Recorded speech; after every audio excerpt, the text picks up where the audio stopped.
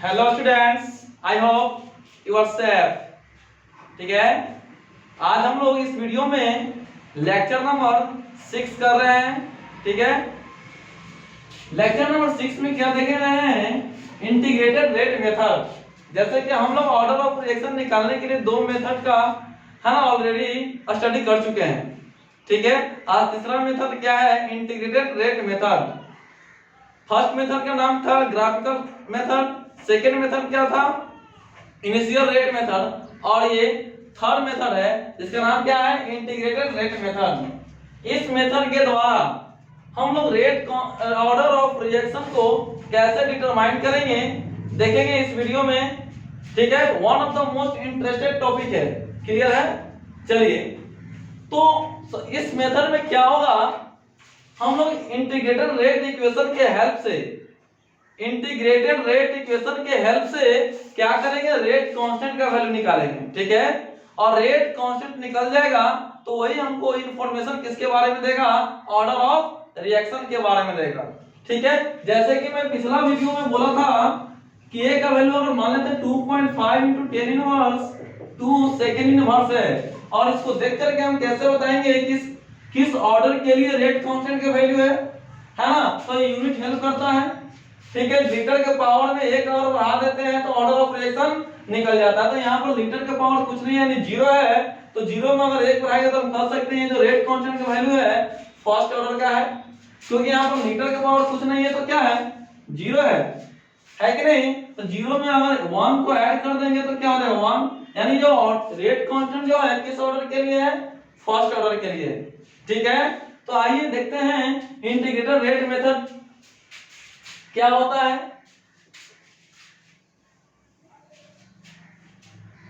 तो अभी जैसे कि यहाँ पर लिखा हुआ है, मैंने बताया क्या?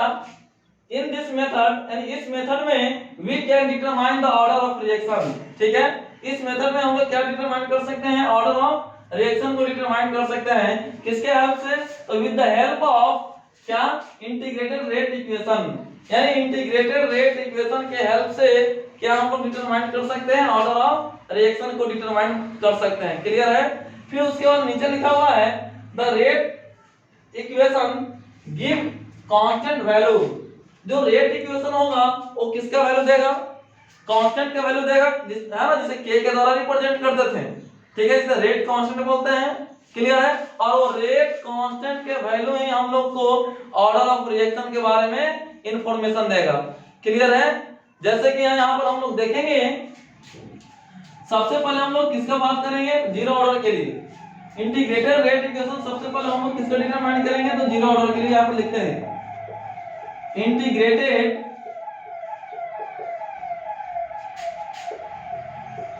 Rate equation for zero order. Integrated rate equation हम लोग सबसे पहले किसका निकालेंगे? जीरो ऑर्डर का निकालेंगे। ठीक है, ये बोर्ड में 5 नंबर में पूछता है जीरो ऑर्डर के लिए और फर्स्ट ऑर्डर के लिए। तो सबसे पहले हम लोग देखेंगे जीरो ऑर्डर के लिए इंटीग्रेटेड रेट इक्वेशन क्या होता है। ड्राइव करने आना चाहिए आपको। ठीक है, और साथ में पेन और कॉपी लेकर के नोट भी करते रहिएगा, क्योंकि जब तक नोट नहीं करेंगे फिर वीडियो देखने से कोई फायदा नहीं है। ठीक है, चलिए देखेंगे सबसे पहले जीरो ऑर्डर के लिए इंटीग्रेटेड रेट इक्वेशन क्या होता है। इसके लिए आपको दो चीज आना चाहिए, रेट एक्सप्रेशन करने आना चाहिए और रेट लॉ इक्वेशन लिखने आना चाहिए। ठीक है, चलिए यहां पर हम लिखते हैं, सबसे पहले क्या लिखेंगे? रिएक्टेंट कन्वर्ट होता है किसमें? प्रोडक्ट में। ठीक है, कोई है ना रिएक्शन है जिसमें रिएक्टेंट क्या होता है? प्रोडक्ट में कन्वर्ट करता है। तो इसका रेट एक्सप्रेशन क्या हो जाएगा? रेट एक्सप्रेशन क्या लिखेंगे? Rate is equal to minus dr/dt। अगर ये नहीं लिखने आ रहा है तो पिछला लेक्चर जाकर देखिए। ठीक है, क्योंकि जब तक पिछला लेक्चर नहीं आपको समझ में आएगा तब तक ये आप नहीं सीख सकते हैं, इसलिए आपको पिछला लेक्चर देखना बहुत जरूरी है। ठीक है, तो सबसे पहले रेट एक्सप्रेशन देखेंगे। रेट इज इक्वल टू क्या आ जाएगा? Minus dr/dt। ठीक है, इसको इक्वेशन फर्स्ट मानेंगे। फिर हम लोग क्या लिखेंगे? Rate law equation. Rate law equation, rate law equation क्या होता था, rate is equal to K into concentration of reactant to the power कितना, तो कंसंट्रेशन ऑफ रिएक्टेंट का पावर n होता था, तो n क्या है, ऑर्डर ऑफ रिएक्शन, ठीक है। और ऑर्डर ऑफ रिएक्शन किस ऑर्डर की बात हो रहा है, जीरो ऑर्डर की, इसलिए यहाँ पर क्या हो जाएगा, जीरो हो जाएगा। ये सब हम पहले बहुत डिटेल से पढ़ा चुके हैं, ठीक है। इसको इक्वेशन सॉरी अभी इसको एक लाइन और सॉल्व कर लेते हैं। तो यहाँ पर बताइए, तो रेट इज इक्वल टू क्या हो जाएगा, क्या हो जाएगा, क्योंकि किसी पर पावर जीरो उसका वैल्यू 1 और 1 से अगर मल्टीप्लाई कर देंगे तो किंग रहेगा, ठीक है। इसको इक्वेशन क्या करेंगे, सेकंड कंसीडर करेंगे। समझ में आता है, क्लियर है। चलिए अब इक्वेशन फर्स्ट और इक्वेशन सेकंड को कंपेयर करेंगे, देखेंगे तो एलएचएस दोनों का सेम है, तो आरएचएस भी क्या हो जाएगा, सेम हो जाएगा। तो क्या लिखेंगे, माइनस dr बाई dt यहां से इज इक्वल टू क्या, k, ठीक है। ये dt यहां पर डिवाइड में है, इधर जाएगा तो मल्टीप्लाई में हो जाएगा, ठीक है। तो क्या बचेगा, minus dr is equal to k into dt, clear है, ठीक है। समझ में आता है, नहीं कह रहा है, थोड़ा सा नीचे लिखा गया था इसलिए है रुकना पड़ा है। चलिए फिर इसका क्या करेंगे, इसको इक्वेशन हम लोग थर्ड मानेंगे, समझ में आता है। अब क्या करेंगे, देखिएगा यहां पर क्या है, minus dr is equal to k into dt, clear है। अब इसको क्या करेंगे, दोनों तरफ इंटीग्रेट करेंगे, यानी ऑन इंटीग्रेटिंग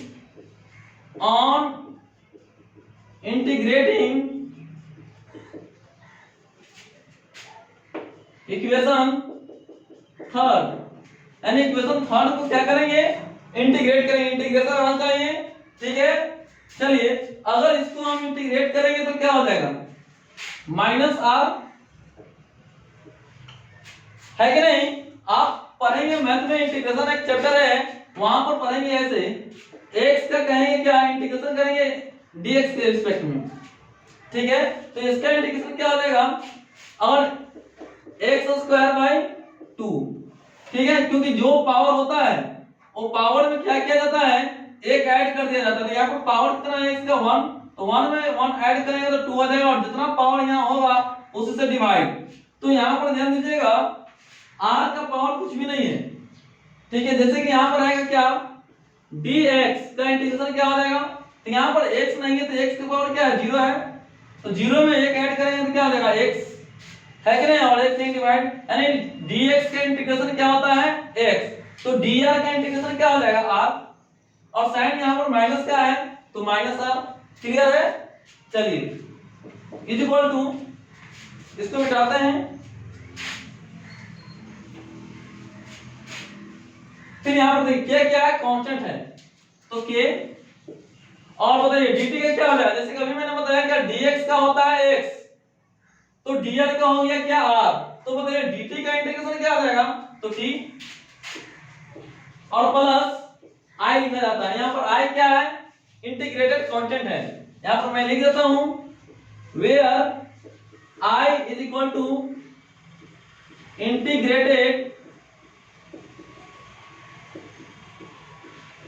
कांस्टेंट, ठीक है।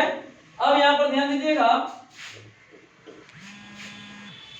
अब हम क्या करेंगे, टाइम का वैल्यू 0 लेंगे, t इज इक्वल टू कितना, 0, तो बताइए देन r का वैल्यू क्या हो जाएगा, r0 क्या है, इनिशियल कंसंट्रेशन। जब टाइम 0 है इसका मतलब रिएक्शन स्टार्ट नहीं हुआ है, जब रिएक्शन स्टार्ट नहीं हुआ है तो कंसंट्रेशन ऑफ रिएक्टेंट को क्या बोलेंगे, इनिशियल कंसंट्रेशन ऑफ रिएक्टेंट, और इनिशियल कंसंट्रेशन ऑफ रिएक्टेंट को किसके द्वारा लिखा जाता है, तो r0 के द्वारा लिखा जाता है, क्लियर है। चलिए अब इस वैल्यू को इसमें पुट करेंगे, तो बताइए क्या हो जाएगा, माइनस r की जगह पर क्या लिखेंगे, r0 is equal to k into t की जगह पर 0 प्लस i, तो बताइए तो minus R naught is equal to क्या हो जाएगा, आई हो जाएगा, क्योंकि इसका वैल्यू क्या हो गया, 0 हो गया। ठीक है, अब क्या करेंगे, इस आई के वैल्यू को इक्वेशन, इसको इक्वेशन मान लेते हैं 4। अब इस आई की वैल्यू को इक्वेशन 4 में पुट करते हैं। ठीक है, यहां पर मैं लिखता हूं on putting the value of I in equation 4, तो क्या हो जाएगा, इस आई की वैल्यू किसी यहां पर रख देंगे इक्वेशन 4 में, तो नजारा नजर आएगा क्या, देखेंगे minus R is equal to K T plus I. तो आई का वैल्यू यहां पर कितना है, माइनस आर नॉट। ठीक है, तो प्लस माइनस क्या हो जाएगा, माइनस आर नॉट। क्लियर होना चाहिए यहां तक। ठीक है, चलिए अब क्या करेंगे, इस आर नॉट के वैल्यू को इधर लेकर के आएंगे, तो यहाँ आर नॉट है माइनस में, इधर आ जाएगा तो प्लस में, तो क्या नजर आएगा,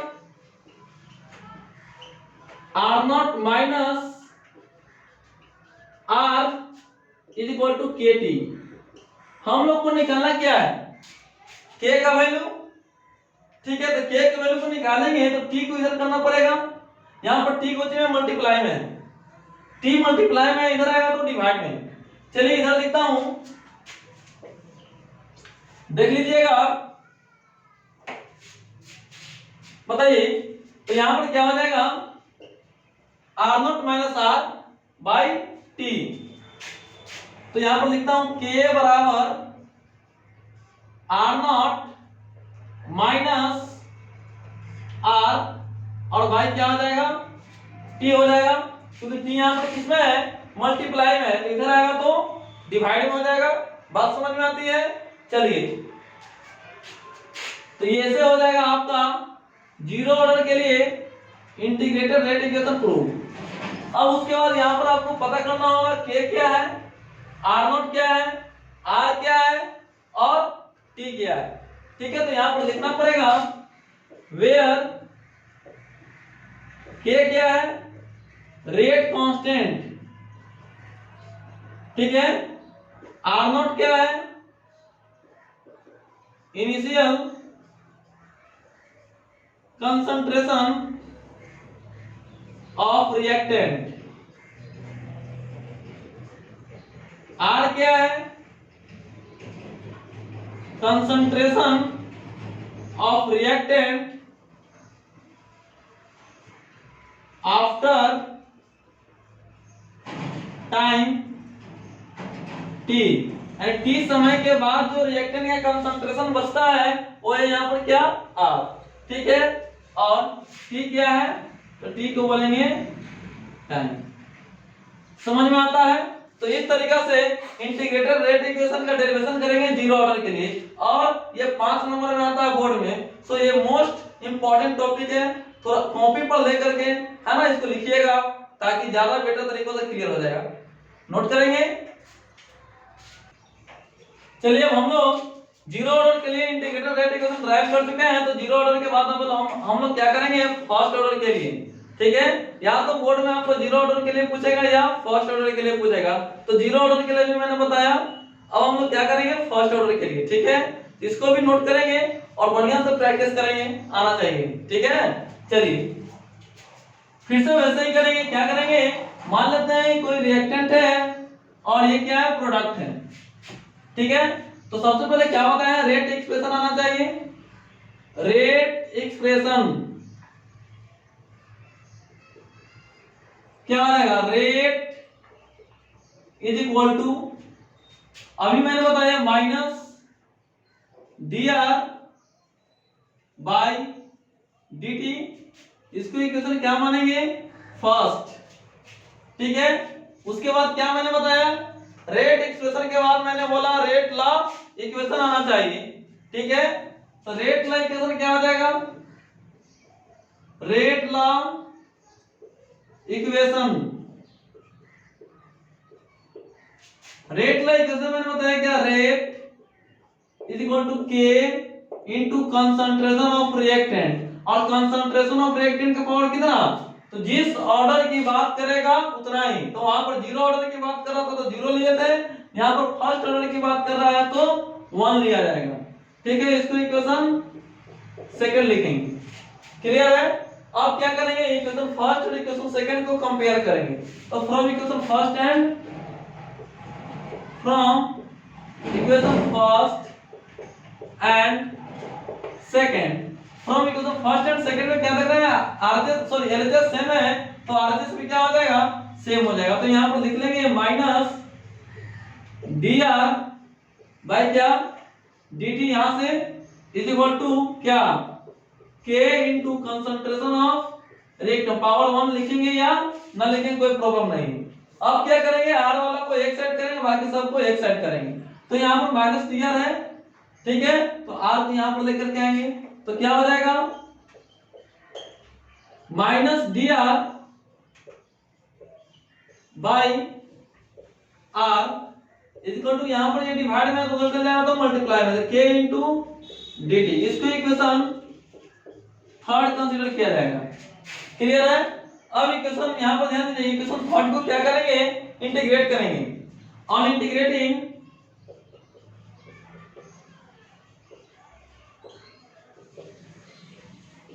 इक्वेशन थर्ड को इंटीग्रेट करने पर अब यहां पर जैसे कि मैंने पूछूंगा क्या 1/x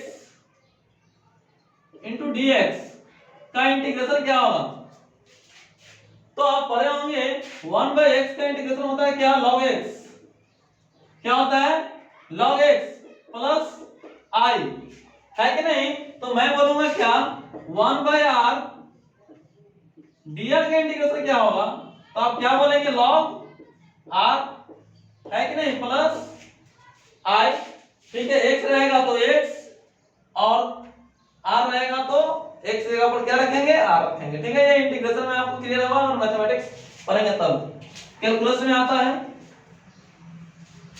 चलिए तो बताइए यहां पर क्या हो जाएगा, माइनस का साइन है तो माइनस तो रहेगा ही, 1/r का इंटीग्रेशन क्या हो जाएगा, log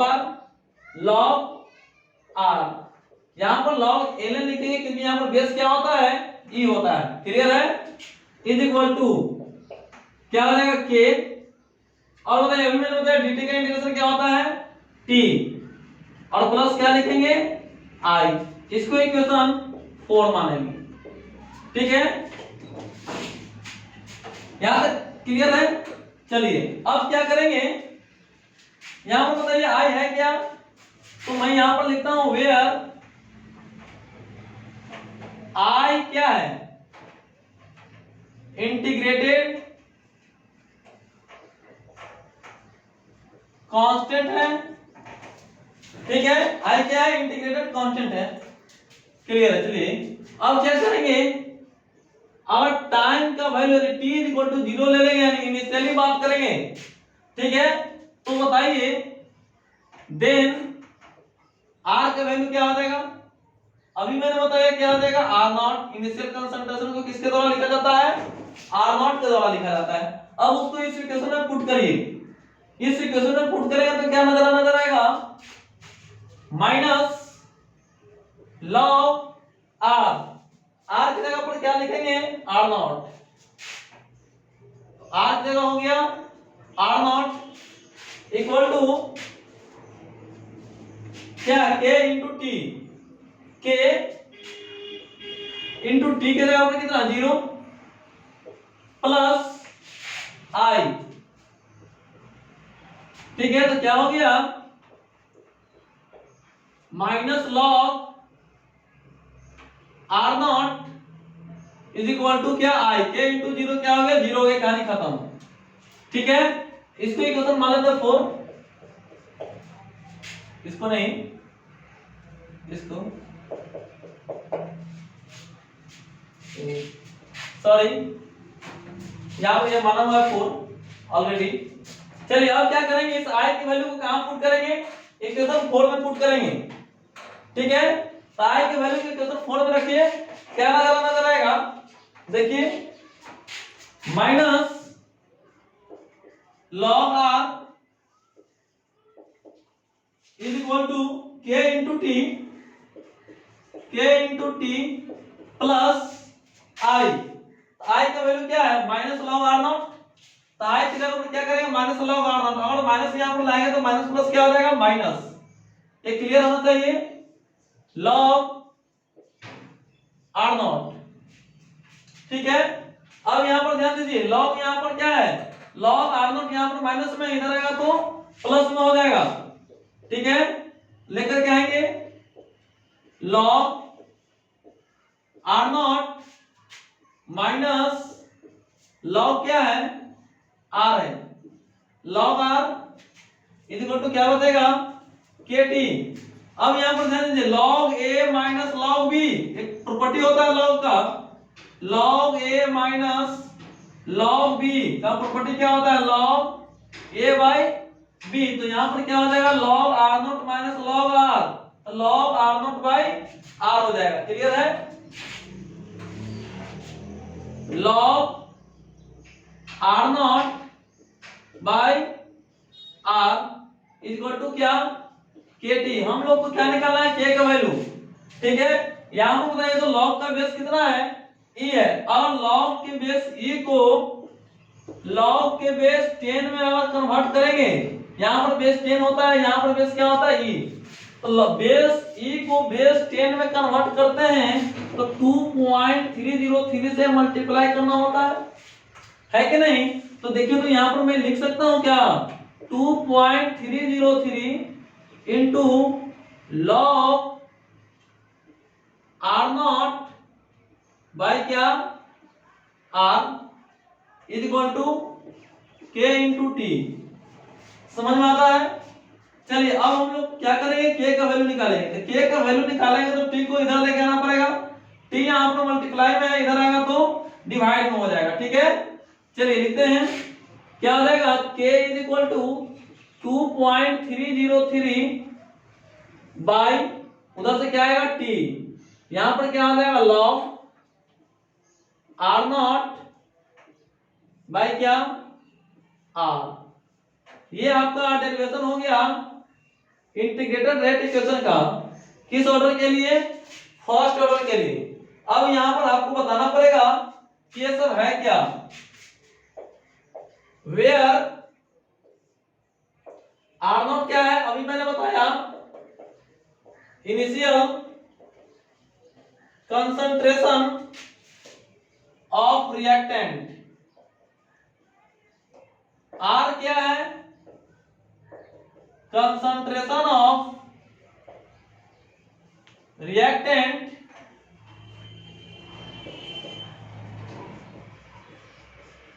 आफ्टर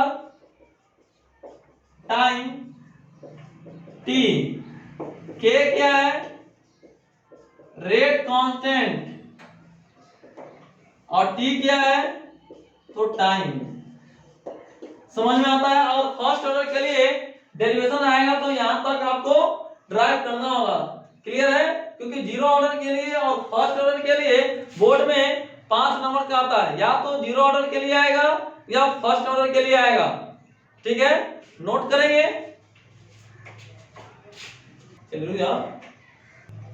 चलिए अब हम देखते हैं ग्राफिकल रिप्रेजेंटेशन, ठीक है। इंटीग्रेटेड रेट इक्वेशन से रिलेटेड कुछ ग्राफिकल रिप्रेजेंटेशन देखेंगे। तो मैंने अभी इसके लिए क्या 2 फार्मूला प्रूव करवाया रेट कांस्टेंट के लिए। रेट इक्वेशन अभी आपको हम ड्राइव किए थे। जीरो ऑर्डर के लिए क्या था, जीरो ऑर्डर के लिए क्या अभी प्रूव किया था K is equal to R naught minus R divided by T, ठीक है। फर्स्ट ऑर्डर के लिए क्या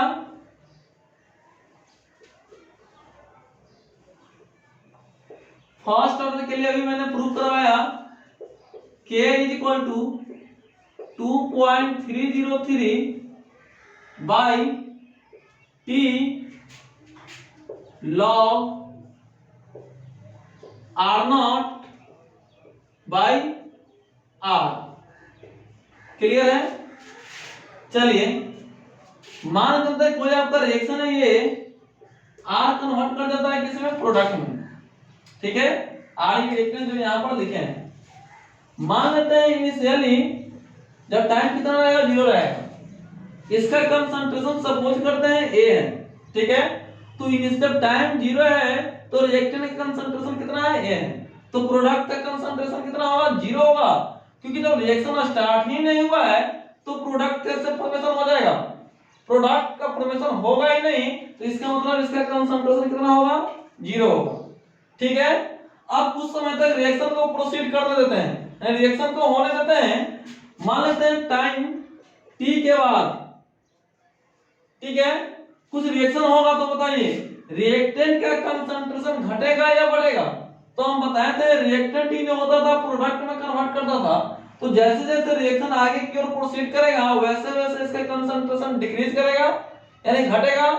तो मान लेते हैं कितना घट गया, x मान लेते हैं घट गया, ठीक है कि नहीं, तो बताइए इसका कंसंट्रेशन कितना बढ़ेगा, प्रोडक्ट का कंसंट्रेशन तो बढ़ता है, तो जितना ये घटेगा उतना ही ये बढ़ेगा, ठीक है।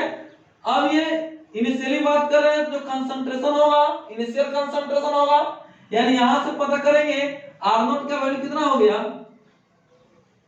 R0 का वैल्यू हो गया a और R का वैल्यू कितना हो गया a माइनस x, ठीक है। R लिखेगा या a माइनस x लिखेगा कोई प्रॉब्लम नहीं होना चाहिए, या R0 लिखेगा या a लिखेगा कोई प्रॉब्लम नहीं होना चाहिए, ठीक है। चलिए हम लोग ग्राफ को प्लॉट करते हैं। जैसे कि सबसे पहले हम जीरो ऑर्डर के लिए ग्राफ को प्लॉट करेंगे, जीरो ऑर्डर के लिए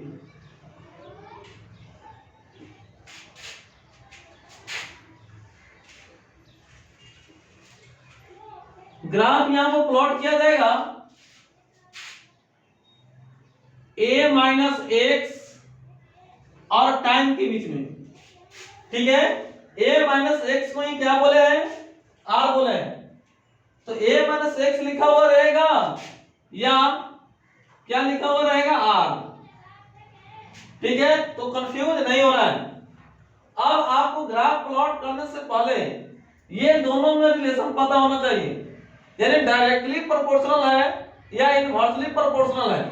तो देखेंगे यहाँ पर इंटीग्रेटेड रेट इक्वेशन में r और t के बीच में क्या रिलेशन है, तो यहाँ पर मैं लिख लेता हूं k इज इक्वल टू क्या है, r0 माइनस r, इसी r को a माइनस x बोलेंगे बाय t।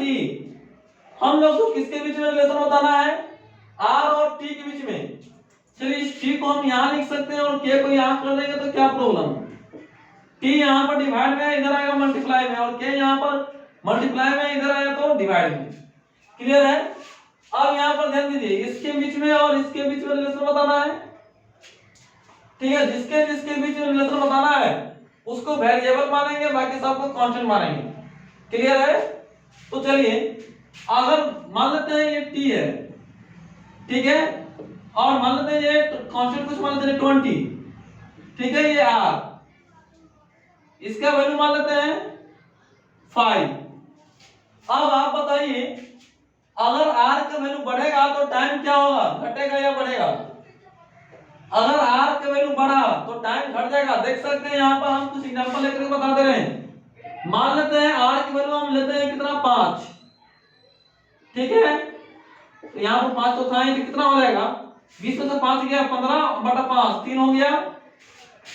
अब क्या करते हैं, r की वैल्यू को हम बढ़ा रहे हैं, 5 लिए थे इस बार हम 10 ले रहे हैं, तो क्या हो जाएगा 20 माइनस 10/5, 20 में से 10 गया कितना, 10, और 10/5 2, यानी हम यहाँ पर क्या देख रहे हैं, अगर r के वैल्यू को बढ़ा रहे हैं तो टाइम क्या हो रहा है, घट जा रहा है।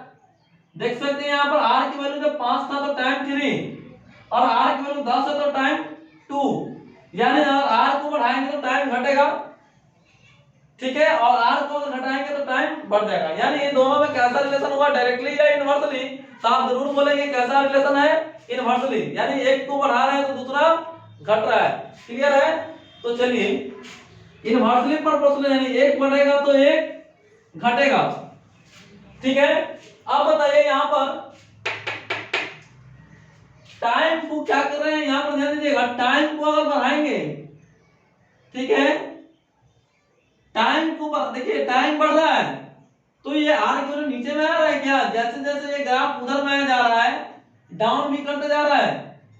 इसका मतलब यहां पर ध्यान दीजिए concentration of reactant after time T घट रहा है तो टाइम क्या हो रहा है, बढ़ रहा है। क्लियर है, इसका ग्राफ ऐसे रहेगा यानी ये स्ट्रेट लाइन में रहेगा, ठीक है।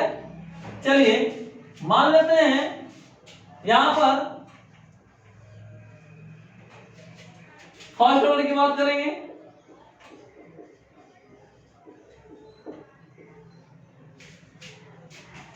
फर्स्ट ऑर्डर की बात करेंगे,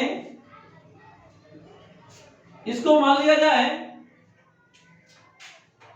log 1/a-x, ठीक है, और ये है आपका टाइम। अब बताइए ये दोनों में ग्राफ प्लॉट करना है तो कैसे होगा, तो सबसे पहले क्या करेंगे, ये दोनों में रिलेशन देखेंगे, ये दोनों में रिलेशन देखेंगे तो यहां से लेकर के आएंगे वैल्यू क्या आ जाएगा, t को इधर करेंगे k को इधर करेंगे, t equal to 2.303 by k हो जाएगा log r0 बाई r, और r को ही बोले हैं क्या a-x, ठीक है, r को ही क्या बोले हैं a-x, चाहे r लिखे या a-x लिखे कोई प्रॉब्लम नहीं होना चाहिए।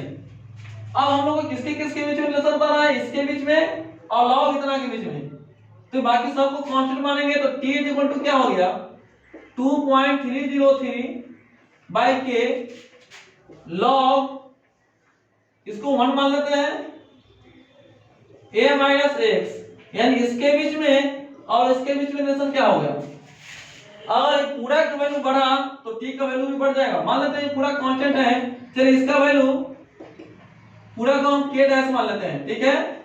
तो बताइए अगर इसका वैल्यू हम 5 लेते हैं तो t का वैल्यू कितना आ गया 5k डैश, अगर इसका वैल्यू हम यहां पर k डैश ही रहेगा 10 लेते हैं ये पूरा का वैल्यू तो t का वैल्यू कितना आ गया 10k डैश। अब यहां पर ध्यान दीजिए अगर log 1/a-x की वैल्यू बढ़ाएं तो टाइम भी क्या हो रहा है, बढ़ जा रहा है, बढ़ रहा है या नहीं, ठीक है, और घटाएंगे तो टाइम घट जाएगा, यानी अब एक को बढ़ा रहे हैं तो दूसरा भी बढ़ रहा है और एक को घटा रहे हैं तो दूसरा भी क्या हो रहा है, घट रहा है। तो दोनों में कैसा रिलेशन हुआ, तो डायरेक्टली प्रोपोर्शनल हुआ, ठीक है। डायरेक्टली प्रोपोर्शनल हुआ तो कहने का मतलब क्या, एक बढ़ेगा तो एक भी बढ़ेगा, ठीक है। तो यहां पर कैसा होगा ग्राफ, इस प्रकार से ग्राफ प्लॉट होगा, ठीक है। फिर एक और ग्राफ देखेंगे, फर्स्ट ऑर्डर के लिए ही रहेगा,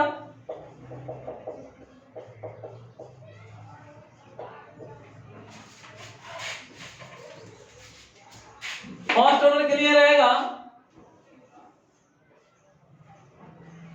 इस बार रहेगा क्या a-x और टाइम के बीच में, a-x और टाइम के बीच में, तो यहां पर ध्यान दीजिएगा क्या था t equal to 2.303 by k log r0 by r, इस r को लिखे क्या a-x। अब हम लोग को किसके बीच में रिलेशन बताना है, टाइम और a-x, log a-x नहीं है या log 1/a-x नहीं है, सिर्फ और सिर्फ क्या है a-x, यानी इसके बीच में और इसके बीच में, ठीक है। तो ध्यान दीजिए मैं इसको ऐसे लिख सकता हूं क्या t इक्वल टू 2 यानी पूरा को कांस्टेंट मान लेते हैं k डैश, इसको लिख सकता हूं क्या log r0 minus log r, ठीक है, क्योंकि log a बाई b का प्रॉपर्टी ही होता है log a minus b, r की जगह पर क्या लिखेंगे a माइनस x, ठीक है। अब बताइए इसका वैल्यू बढ़ा तो टाइम बढ़ेगा या घटेगा, तो कैसे पता चलेगा, तो सबको हम कांस्टेंट मान लेते हैं के चलिए इसका वैल्यू मान लेते हैं 30 minus log A minus x. ठीक है, अब यहां पर ध्यान दीजिए के डैश 30, और मान लेते हैं यहां पर हम 10 रखें, a माइनस एक्स वैल्यू 10 रखेंगे तो log कितना हो जाएगा 10 हो जाएगा, और log 10 की वैल्यू 1 होता है तो 1, तो बताइए 30 में से 1 जाएगा तो क्या हो जाएगा 29, तो t इक्वल टू 29 के डैश। अगर यहां पर a माइनस एक्स का ऊपर हम 100 लेंगे, a माइनस एक्स की जगह पर क्या लेंगे 100, t equal to k dash 30 minus log 100, और log 100 का वैल्यू कितना होता है 2 होता है, तो 2 होता है तो यहां पर ध्यान दीजिए तो कितना हो जाएगा t का वैल्यू 28 k डैश। यानी अगर a माइनस x की वैल्यू को बढ़ाएं, a माइनस x की वैल्यू को बढ़ाएं तो टाइम की वैल्यू क्या हो रहा है घट जा रहा है। देखिए जैसे बढ़ाएं तो यहां पर क्या आ गया 28 के, और वहां पर 10 था तो कितना आया था 29 के। तो और a माइनस x की वैल्यू को बढ़ाएं तो टाइम क्या हो रहा है घट रहा है, तो घट रहा है तो कैसा रिलेशन इनवर्सली प्रोपोर्शनल का रिलेशन होगा, यानी एक को बढ़ाएंगे तो एक घटेगा, तो इस प्रकार का ग्राफ प्लॉट होगा। समझ में आया, क्लियर है? तो ग्राफ को प्लॉट करने सीखें, क्योंकि ऑब्जेक्टिव क्वेश्चन में हो सकता है पूछ देगा 4 ग्राफ दिया हुआ रहेगा, इसमें से कौन सा ग्राफ फर्स्ट ऑर्डर के लिए है या कौन सा ग्राफ जीरो ऑर्डर के लिए है। ठीक है, तो आना चाहिए, नोट करेंगे।